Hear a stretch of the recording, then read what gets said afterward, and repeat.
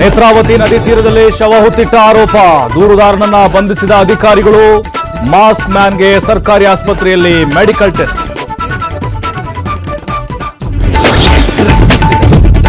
ಕೋರ್ಟ್ನತ್ತ ದೂರುದಾರನನ್ನ ಕರೆದೊಯ್ದ SIT, ಹೆಚ್ಚಿನ ವಿಚಾರಣೆಗಾಗಿ ವಶಕ್ಕೆ ಕೇಳುವ ಸಾಧ್ಯತೆ. ನ್ಯಾಯಾಂಗ ಬಂಧನವು ಎಸ್ಐಟಿ ಕಸ್ಟಡಿ. ಕೊನೆಗೂ ದೂರುದಾರನ ಅಸಲಿ ಹೆಸರು ರಿವಿಲ್, ಮಾಸ್ಕ್ ಮ್ಯಾನ್ ಹೆಸರು ಸಿಎನ್ ಚೆನ್ನಯ್ಯ ಅಲಿಯಾಸ್ ಚೆನ್ನ. ಸಾಕ್ಷಿ ಸಂರಕ್ಷಣಾ ಕಾಯ್ದೆಯಡಿ ವಿಮುಖ. ಧರ್ಮಸ್ಥಳದಲ್ಲಿ ಅನನ್ಯ ನಾಪತ್ತೆ ಕೇಸ್ಗೆ ಬಿಗ್ ಟ್ವಿಸ್ಟ್. ಸುಜಾತಾ ಭಟ್ಗೆ ಬೆದರಿಕೆ ಹಾಕಿದ್ರ ಹಲವರು.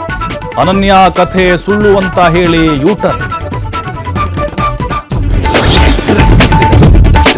ನ್ಯೂಯಾರ್ಕ್ನಲ್ಲಿ ರಣಭೀಕರ ಬಸ್ ಅಪಘಾತ, 5 ಜನ ದುರ್ಮರಣ, 12ಕ್ಕೂ ಹೆಚ್ಚು ಜನರಿಗೆ ಗಂಭೀರ ಗಾಯ. ಹೆಲಿಕಾಪ್ಟರ್ ಆಂಬ್ಯುಲೆನ್ಸ್ಗಳ ಮೂಲಕ ಜನರ ರವಾನೆ.